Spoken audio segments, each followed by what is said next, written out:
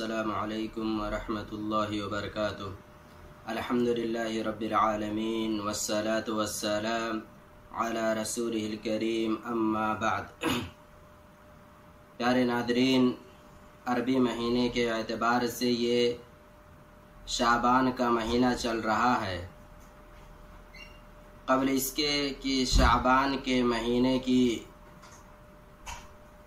فضیلت اور اس سے متعلق بعض اہم چیزیں اور اسی طریقے سے اس مہینے میں انجام دی جانے والی بعض بدعات کا تذکرہ آپ کے سامنے کروں، مناسب معلوم ہوتا ہے کہ کچھ تمہیدی باتیں آپ کے سامنے عرض کر دوں۔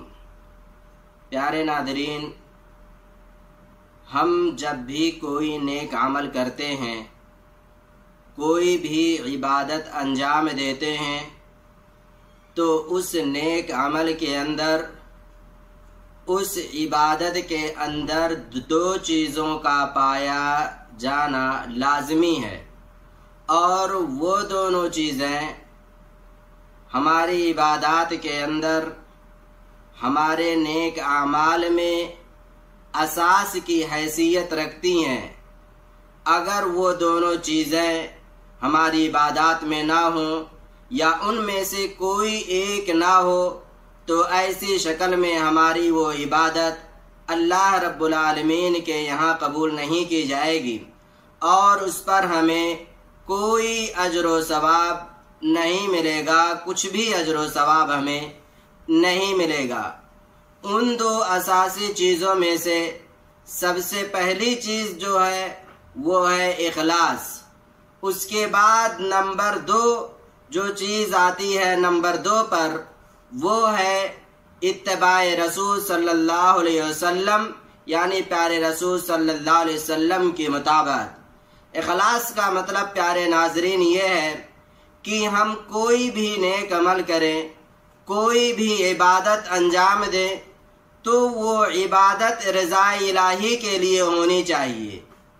وہ عبادت ہم اللہ رب العالمین کے لیے انجام دیں، اللہ رب العالمین کی خوشنودی حاصل کرنے کے لیے انجام دیں۔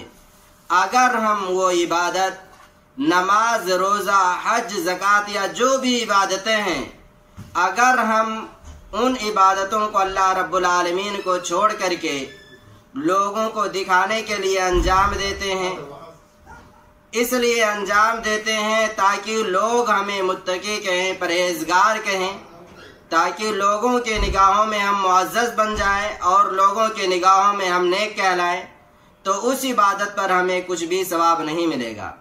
لیکن اس وجہ سے کوئی بھی عبادت ہم انجام دیں تو اس کے اندر سب سے پہلی چیز جو ہے وہ ہے اخلاص۔ اس عبادت کے اندر، اس نیک عمل کے اندر اخلاص ہونا چاہیے۔ نمبر دو جو چیز آتی ہے، نمبر دو پر جو چیز آتی ہے وہ ہے پیارے رسول صلی اللہ علیہ وسلم کے مطابق۔ اس کا مطلب یہ ہے کہ جو عبادت ہم انجام دے رہے ہیں وہ عبادت قرآن اور حدیث سے ثابت ہونی چاہیے۔ جو نیک عمل ہم انجام دے رہے ہیں وہ نیک عمل حدیث رسول سے، قرآن کریم سے ثابت ہونا چاہیے۔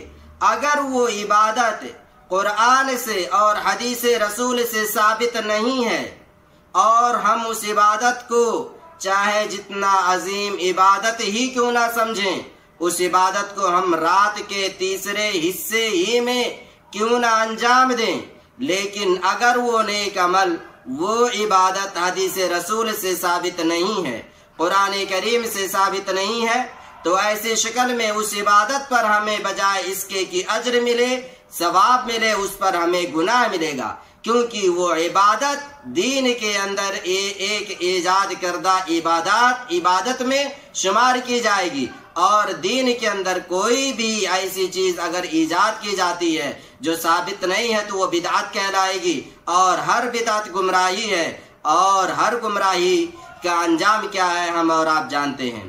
اس وجہ سے میں نے یہ تمہیدی کلمات اس وجہ سے رکھے چونکہ ماہ شعبان میں بعض چیزیں ایسی انجام دی جاتی ہیں کہ ان کا ثبوت نہ تو قرآن سے ہے اور نہ ہی حدیث سے ہے۔ اس وجہ سے لوگوں کو احتیاط برتنا چاہیے، محتاط رہنا چاہیے کہ جب ماہ شعبان آئے تو یا کوئی اور بھی مہینہ آئے تو ہم صرف انہی عبادتوں کو انجام دیں جو عبادتیں قرآن سے ثابت ہیں، جو عبادتیں احادیث رسول سے ثابت ہیں۔ اگر کوئی بھی عبادت قرآن سے ثابت نہیں ہے، حدیث رسول سے ثابت نہیں ہے، تو ایسی شکل میں وہ عبادت اللہ رب العالمین کے یہاں قبول نہیں کی جائے گی۔ اس وجہ سے کوئی بھی عبادت ہے، اس عبادت کے اندر، اس نیک عمل کے اندر دو چیزوں کا پایا جانا بہت ضروری ہے۔ اس کے بغیر وہ عبادت قابل قبول نہیں ہوگی۔ نمبر 1 اخلاص، نمبر 2 پیارے رسول صلی اللہ علیہ وسلم کی مطابقت، یعنی وہ عمل قرآن اور حدیث سے ثابت ہونا چاہیے۔ اللہ رب العالمین ہمیں اپنے ہر عمل میں اخلاص پیدا کرنے کی توفیق دے اور ہر عبادت پیارے رسول صلی اللہ علیہ وسلم کے بتلائے ہوئے طریقے کے مطابق انجام دینے کی توفیق دے۔ آمین۔ السلام علیکم ورحمۃ اللہ وبرکاتہ۔